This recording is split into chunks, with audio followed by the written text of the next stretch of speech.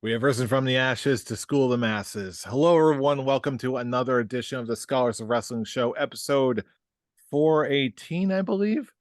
I am your man behind the microphone. And where's my belt? Here it is. Your current Scholars of Wrestling party champion.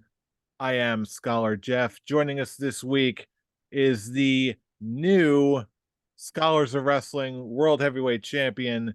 He is an undisputed scholar, and he is Scholar Brian. Scholar Brian, how is your evening and how is your week going after the Wrestlemania that was? Yeah, becoming champion again is what happens when you go with your head instead of what your heart is telling you. Because the one match that I picked that was me against the world, okay, I wanted the person who you guys to pick to win too. I wanted, in my heart of hearts, I wanted this person to win. But my head was telling me with the buildup that it wasn't going to happen. so, And so, you, lo and but behold, you were proven correct. yes, so it's and then this week has been up, it's been down, it's been the highs have been high and the lows have been low. Oh, So yes. a lot to talk about coming out of this WrestleMania season, and it's good for our show. So And not much else, it let's seems. see. But yes, we're there's a lot of really demoralized and broken hearts in the scholars camp this week, and I know for certain that we're not alone. Big question then is, how did we get here?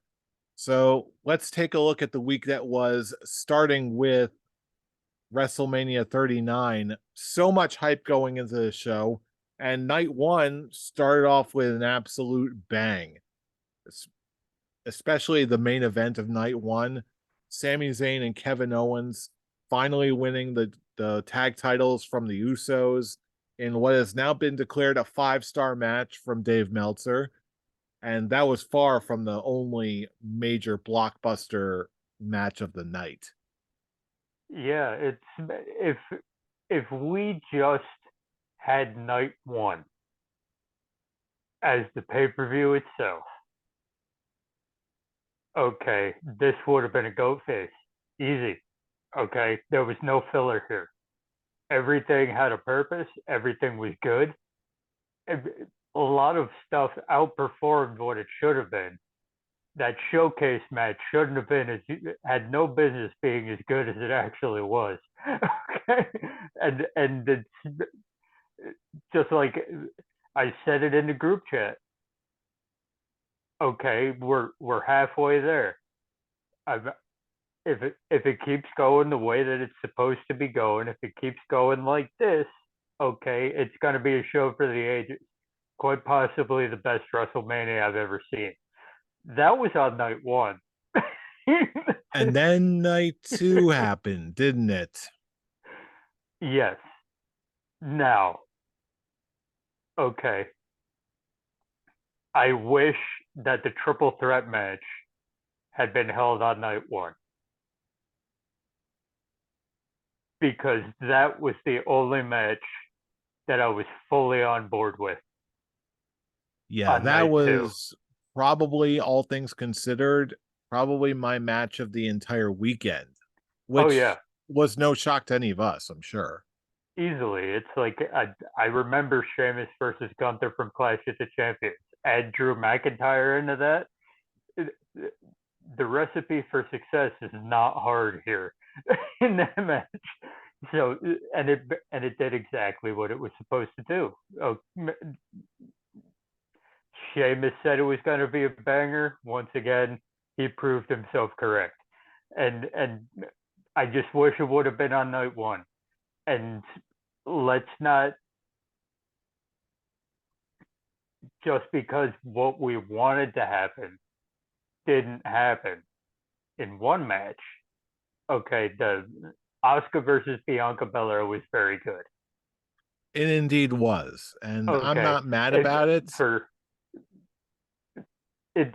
I'm not pissed off about it the way that some of the people on our panel, if they were here tonight, would be. Okay, but it's just one of the things. Okay, you get if you're gonna have a title switch at the pay per view. Okay, you got to book the person strong going into the pay per view. Okay, video packages and highlights are not enough. Okay, it's like, yeah, we know about Asuka, we know what she can do. Okay, but there has to be story in place for me to believe that they're gonna go with the title switch, not just because it'll be happy fun time when it happens. Okay, that's it. And Okay, I'll tell you what, and that everything and everything up until the actual night of the show, there was nothing that led me to believe that Oscar would win. I'll tell you what, though, I think me and a lot of other people who fell for that same trap, the way everything was being presented and the way she was presented since the Royal Rumble and just the timing of it all, that factor you were describing may not have been there, but so many other things were looking up that if it was a deliberate swerve, then it got me and apparently got a whole lot of other people too, which Well, I hope I'm not alone. let me just explain that the way they were building her up was trying to make Bianca Belair seem like the underdog. Okay, because they're building Asuka up as this unstoppable thing. They're showing all of her highlights from the Elimination Chamber, NXT. They're showing all this. She's some unstoppable force. Okay, and what normally happens in the WWE when you're building someone up like that hard? Okay, it's the only story that was in the build up for that feud was Asuka slash Kana is this unstoppable force that Bianca Belair is. It's the thing they used to do with John Cena. And I Okay, think it's and I'm because I not. don't want to see anything John Cena related ever again. I Yeah, thought the and it's John like Cena days were over, but no, it's a class, but even it doesn't matter who it is in the Cena spot. Okay, it's a classic storyline trope. Okay, and I saw it like that from the beginning. So it's like in my head, it was always okay. They're building up Asuka as only something for Bianca Belair to overcome, and I'll and tell you and that's what, where my head was going into it. Bianca Belair is going to overcome the unstoppable force that is Asuka because that's how they're building this up the whole time. well, even if I don't like it, I'll tell you what, I believe this was the match that ended up putting you on the board and ended up winning you the title, isn't it? Yes, yes, because it's like as I said when we were getting ready for this show, I went with my head while the entire rest of the panel went with their heart. If I was going with my heart, I would have said I wanted Asuka to win. Okay, because in my heart, I do want Asuka to win. I want good things for Asuka. But my whole thought process was what I just said. And in that case, the WWE way is for the champion to overcome.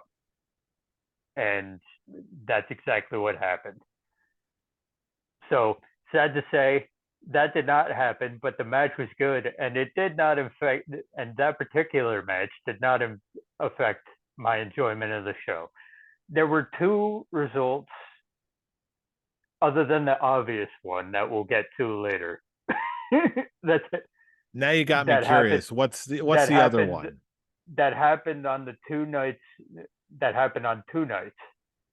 Okay, I don't entirely agree with Rey Mysterio going over at this point. At that point, I understand why they did it, to get the happy feel good moment on WrestleMania, especially considering what you would do on night two. But but it's like it's all good to get the happy feel good moment. But this is going to be two pay-per-views in a row where Dominic Mysterio loses to his dad because he's not beating Bad Bunny. You're out of your mind. If you think that's probably going to be the main event of that show, that tag team match, because it's in Puerto Rico, and you're not going to have Roman Reigns there defending the title. So, so I would expect that to be the main event, and it's basically 100% slam dunk that Bad Bunny and Rey Mysterio are going to win that match. So that's going to be two pay-per-views in a row that Dom loses at. Why the hell am I going to care about a mask versus hair match at WrestleMania when I already know that Dom's a loser? Okay.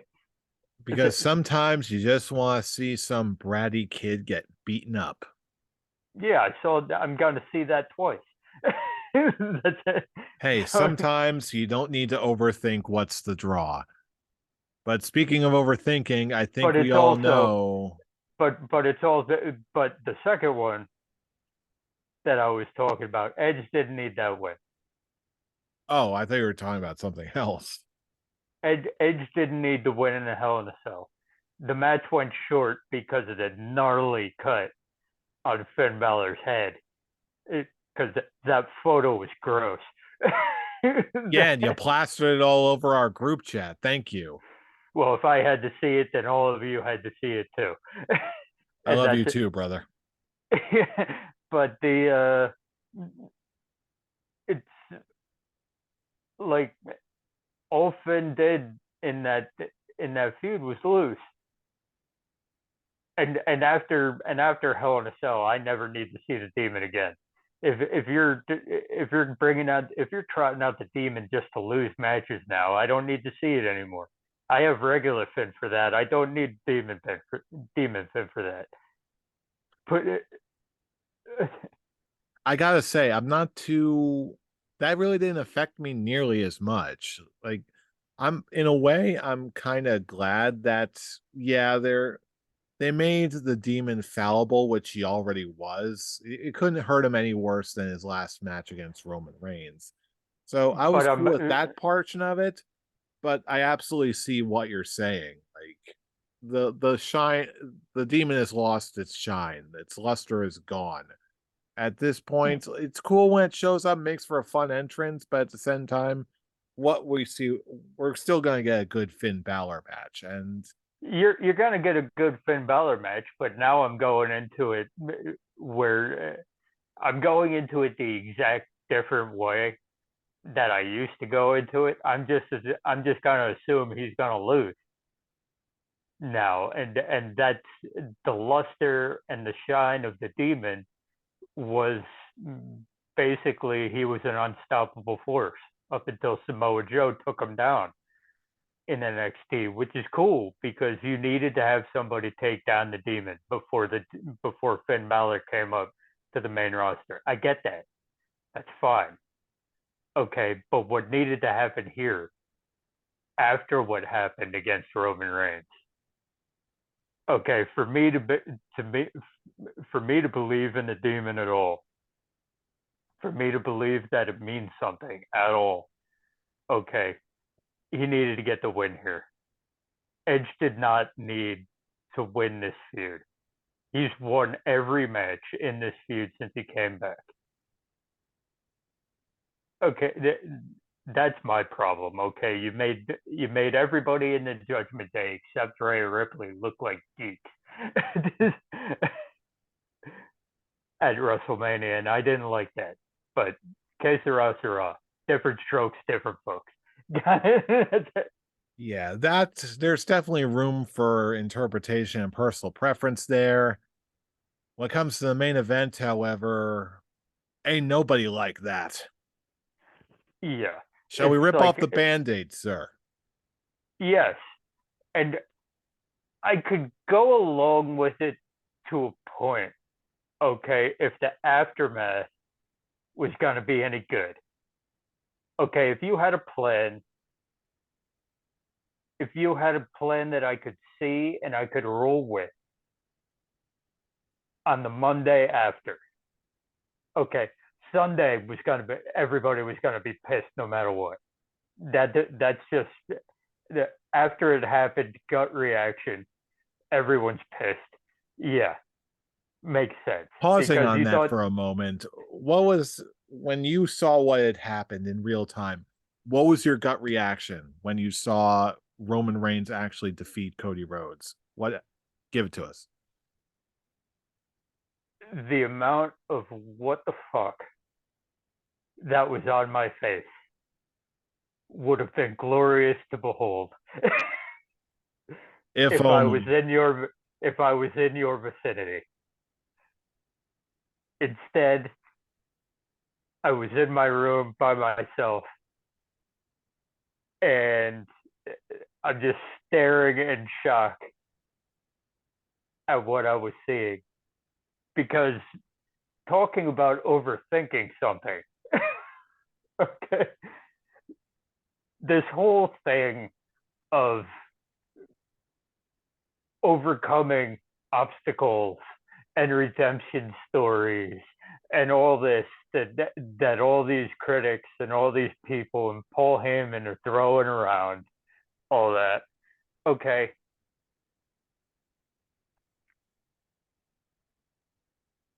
I understand. I got a, a tweet on Twitter.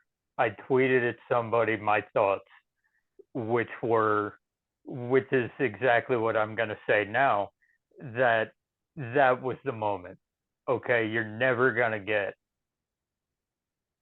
a better moment to make the switch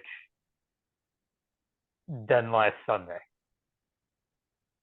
Okay, and and then this person tweeted back at me, "There's going to be heat for a Cody Rhodes title win no matter what happens," and I'm like, yes, there will be heat. There will be good. There will be a good crowd reaction because there are groups of people that no matter what happens to Cody on the road from here to whenever he does get the title, okay, they're gonna cheer their heart out for him no matter what. It's a lot. It's a minority, but it'll be loud enough that there will be heat.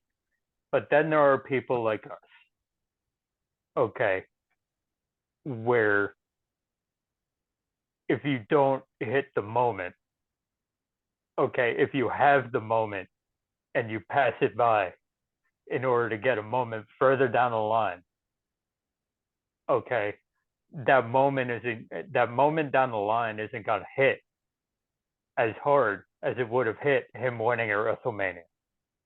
Absolutely.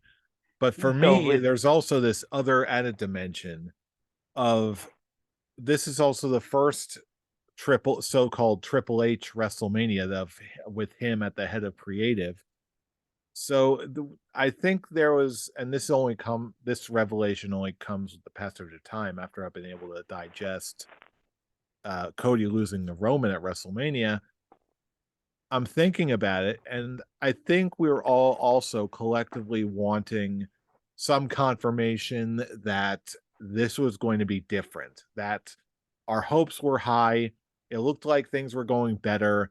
Now we're going to see something better than the same old booking style of WWE, something that's way more satisfying with a more satisfying result. And when we didn't get that, I think a lot of it went far beyond just simply us not getting the result that we particularly wanted. It went to a level of nothing has truly changed, and it was more a matter of confidence in the company and the product being lowered and not just, okay, I didn't get the result that I wanted. Does that make sense? Exactly. Yeah, exactly. And it didn't help that it was earlier that day that the rumors of the sale about to be completed started coming out online. Okay, it came out on Sunday before the pay-per-view started. And so that made everybody question the result of the main event even more. That it's like, but it's, as I said, if you had a good plan on how to start off the road to redemption, as it were, okay, after WrestleMania, if you had a good plan for that, and it kicked off on the Raw after WrestleMania, okay, if you had a good plan for that, I could have wrote it out. I could have been like, okay, I see where you're going here. Let's see where it goes. Okay, but what you did, okay, no. Mm-mm. Okay, we've been down this road before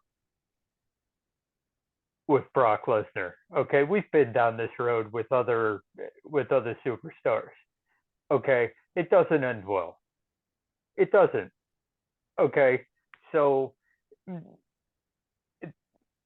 for me, okay, if you were going to put Brock Lesnar in a feud with Cody Rhodes, okay, just have Cody beat Roman Reigns at WrestleMania and just have him do like a summer of overcoming the biggest obstacles in the company. Okay, if you're going to have Brock Lesnar and Cody Rhodes feud anyway, might as well have some stakes to it. Okay, instead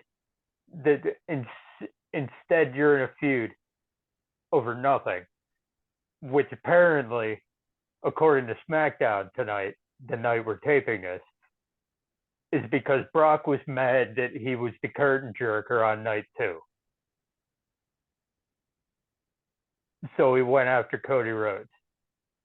That's what you're going with? Okay, you have completely bungled the Roman Reigns, because it's also nothing's fresh. Nothing's fresh. We're still doing the bloodline. We're still doing Sammy and KO versus the Usos. Yeah, you brought Riddle in, which is a nice little throwback, because remember, the Usos are the ones who took out Riddle in the first place when he went out. So that's a good little throwback. That's nice and all that. But it's like, we're still where we were before WrestleMania. It's like WrestleMania didn't happen. The only And difference is that is awful. yeah, the only difference is that we have different tag team champions.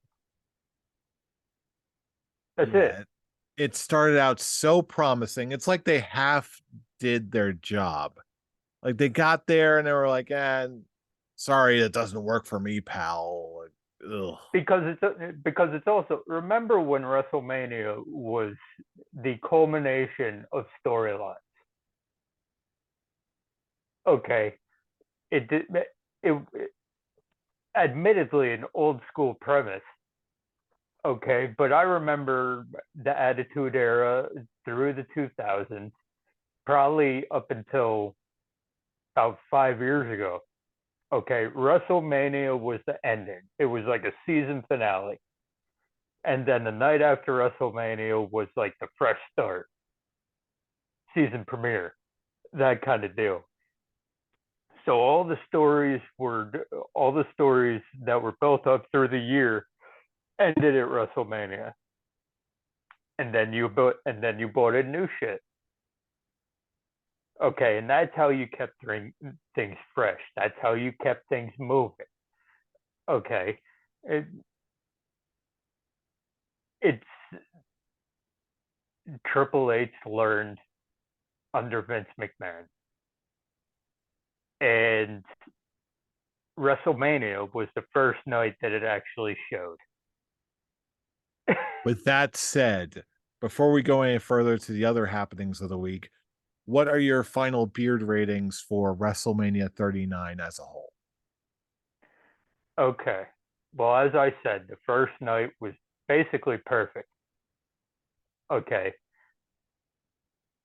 and really, other than the results and the mega mindfuck of the main event, okay, I did not hate most of night two.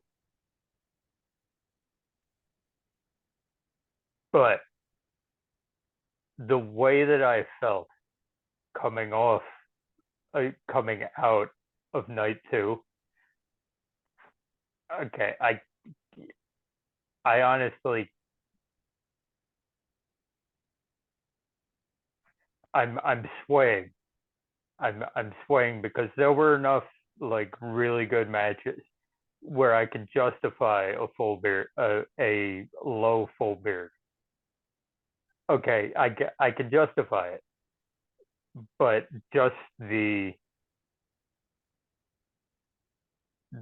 way that the show ended, the way that I felt when the show ended, I'm gonna go high classic OT. Yes, sir. Almost you faked me out for a second there. I I will go even further than that. The night one was practically flawless. There was so much to enjoy.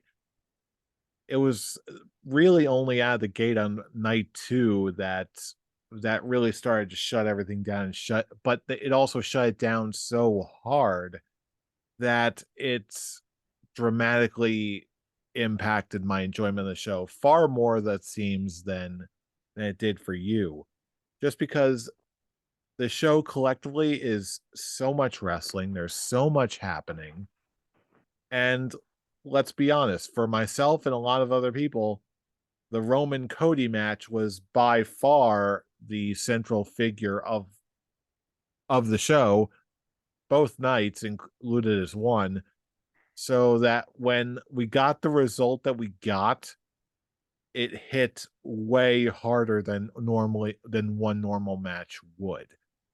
As for that reason, I can't go any higher than a 2 out of 5. I can't go any higher than a peach fuzz because as much as there was so many other good matches on the card, the event itself went on for so long and the big focal point of the show went down and ended so poorly, it impacted my enjoyment of not just the show, but also all of wrestling for the entire weekend and beyond. It was that bad, and I cannot give it any higher than that. Fair enough. I see your viewpoint. I just couldn't.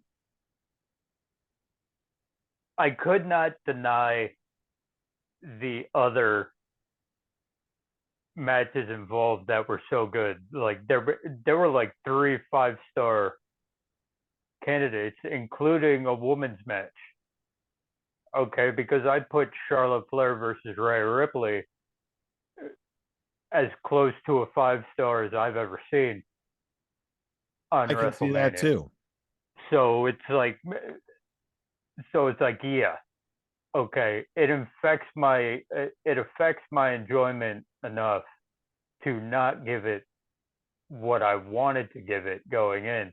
Like as I said, after night one, it could this show could have easily been a goat face.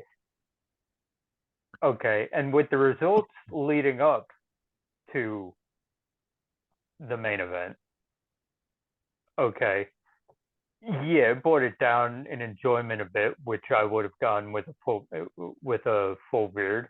That would have been fine. Okay, a couple results that I thought were wrong, but you had the triple threat match. You had the women's title match, which was also very good, whether we like the result or not. It's like I can't deny that I can't deny the goodness of everything else we got just because I hated the finish of the main event. That's fair. And but it's also that was my star rating that I gave it after on Sunday after the show ended. Like I was like classic OT because of that. But then Monday happened.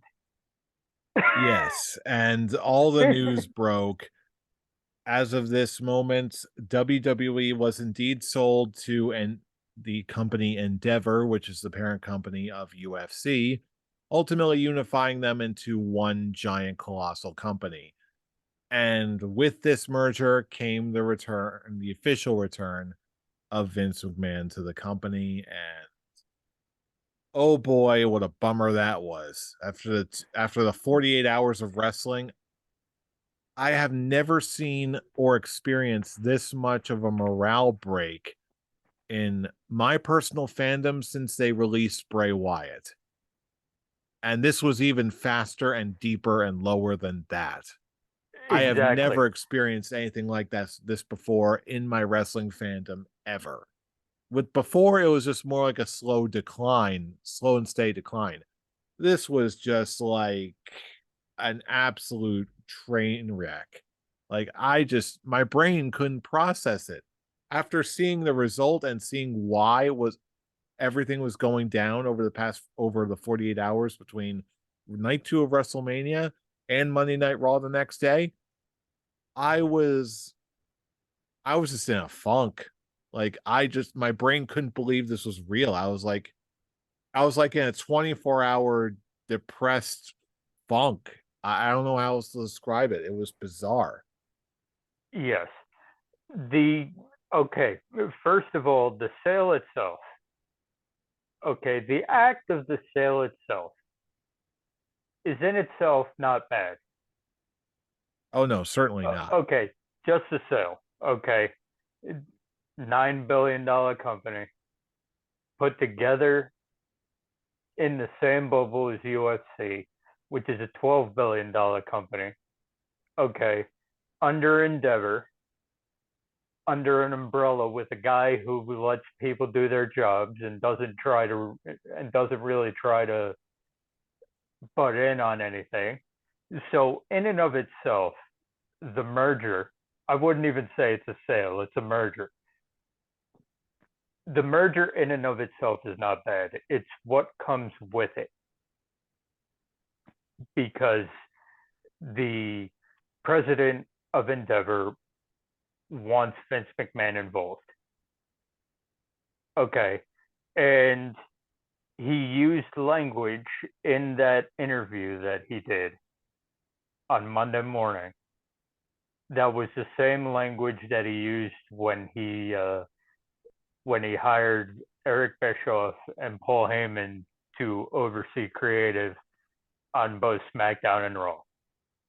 It was like, I'm not gonna be in the weeds, but I'm gonna be in a higher stage of creative than that. I'm not gonna be in the weeds with all those guys. Well, we all know what higher stage of creative means. Okay. We all know what that means. And it showed up. And so leading up to Monday Night Raw, it's like, oh God, how is this going to go? How is it going to be? I really hope that they're not lying and that Triple H still has the book. Well, it turns out pretty quickly. The moment Omos and Elias popped up on my screen in a match, I'm like, Vince McMahon is running this show. This is not a match that Triple H would ever put forward on an actual TV show. Okay, and just from there, it just went down a rabbit hole where it was like nothing happened. Nothing happened until like 10:45. Nothing happened. And the only thing that did happen is stuff we hate. Okay. So all that being said, with everything we've seen, because again, we are recording this on a Friday, SmackDown has just recently ended. What, given what we have seen that of an upcoming draft, the bloodline story seemingly continuing on at a pretty decent pace, I might add. Do you believe that there is some hope to be had? There has been some early reports that Vince McMahon was indeed not present at the show tonight on SmackDown, but only only because he was at an Eagles concert in New Jersey. he's in New Jersey right now. Yes, Oh dear. it's confirmed.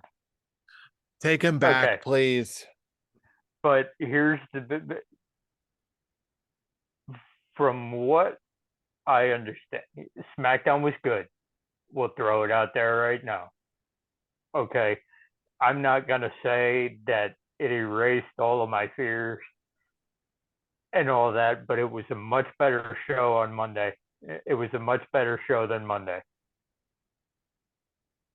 So it's like I would like more of what happened tonight instead of what happened on Monday. Thank you.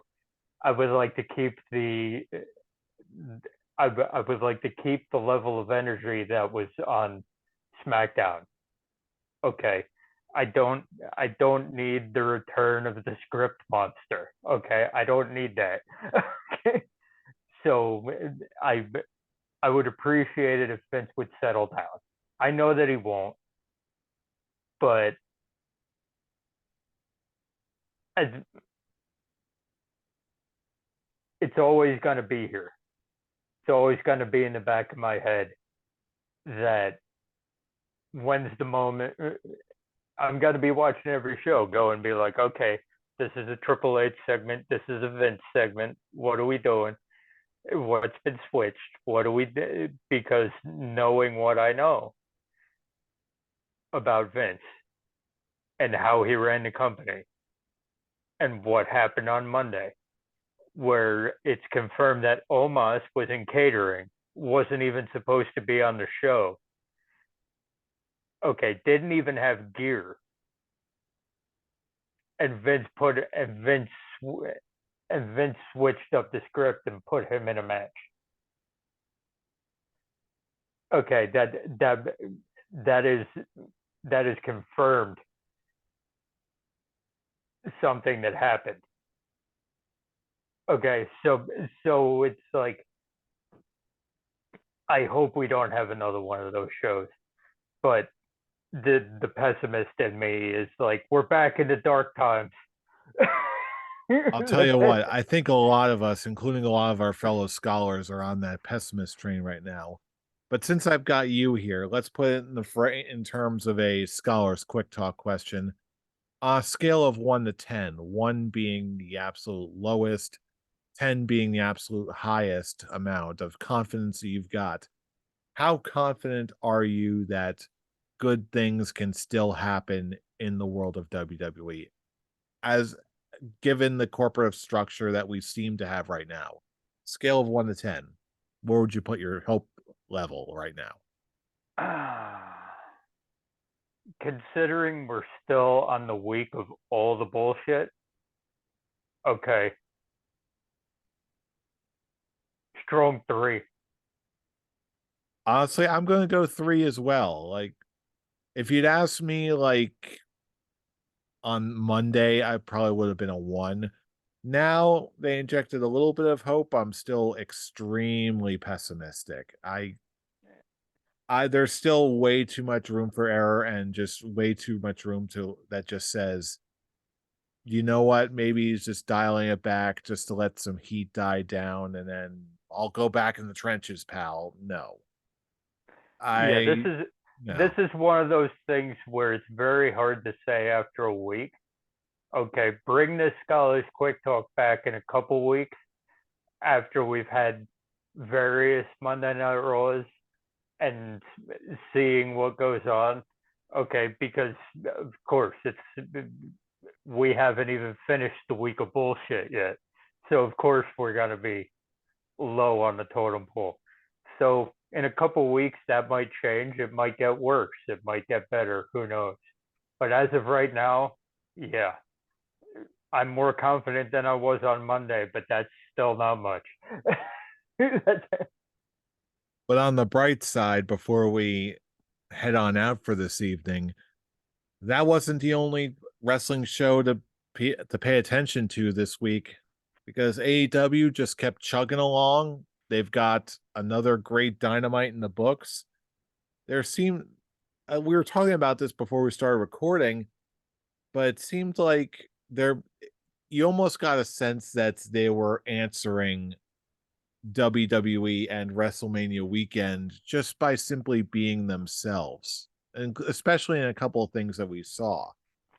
I One thing that springs to mind is FTR winning the tag titles in AEW once again, just giving the fans a real feel good deliver on it moment without any shenanigans. Mhm. But it also seemed like there was another major announcement that really seemed to satisfy the fan base as a whole, particularly our friends across the pond. Yes. It First of all, Dynamite itself, okay. This was exactly what they had to do after WrestleMania weekend. Okay, just there was no filler on that show. Everything that was on that show had a purpose. Everything was good. Everything AEW hasn't flowed that fast in a long time. Okay, that was the quickest show that I've seen in a while. That went by so quick and I enjoyed every minute of it. But I couldn't have been the only one who was like, "Well, you're swinging for the fences on this one, Tony. Wembley, your Yeah, first foray WWE over is there." coming to Wembley Stadium in London. How many seats is that? There's no way they can fill it up. They're probably going. They're You can fit 90,000 in there. I think realistic goal for AEW should be somewhere between 40 and 50, which can be done because it was noted on the dirt sheets earlier this morning that they did pre signups. First day of pre signups, 25,000, Hmm. and that's pre signups before you can actually get the tickets, but you're like first in line in order to get tickets. 25,000. Okay, and this show hasn't even aired in Europe yet. It's been on Fight TV, but it hasn't aired on the TV stations. And AEW is more popular in overseas than it is in the States. Think about that one. Yeah, I heard So that it's like report it is. too, and it's So making it me is. very curious about what kind of numbers we're actually going to get for this thing. So it's like it is very possible that they could pull a very good number. They're not going to pull 90,000. Let's just get that out of the way right now. If they do, holy shit balls. But if they could get like if they could get between 45 and 50K, I'd count that as a win. Yeah, and really, I'd say that's based off of the reactions I've been seeing from just some random Reddit posts from people who are in that area and who really know the locals. I honestly believe that to be a very doable number. I think it can happen. Yeah, because it's also like B&Bs and hotels around the area are already being filled up for that weekend. It's like very good job, Tony. Very good job. Swinging for the fences. I like it. I'll tell you what, given everything that is out there in the wrestling world these days, you know, let's try not to let the pessimism get to us. Wrestling, good wrestling at a high level is still out there, no matter what Vince McMahon tends to do or Yeah, it's like destroy. it's different now than it was 2 years ago, where it's like Vince McMahon's at his ways again. We just have to sit here and take it. Okay. Now it's like now it's like, oh, we're back in the dark times over here. Okay, what do we got going on over here? With Nope, there's a whole other chapter being written. exactly. So it's like it's very nice to know that there's other things that we can turn to.